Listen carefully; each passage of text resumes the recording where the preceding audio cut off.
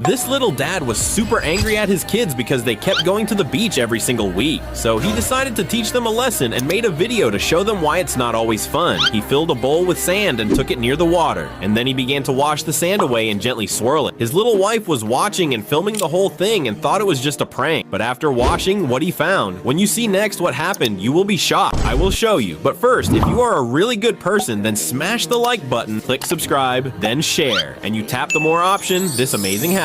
Only Alien can't do this magic. Let's try it, and now take a look. There were hundreds of creepy sand fleas crawling inside the bowl.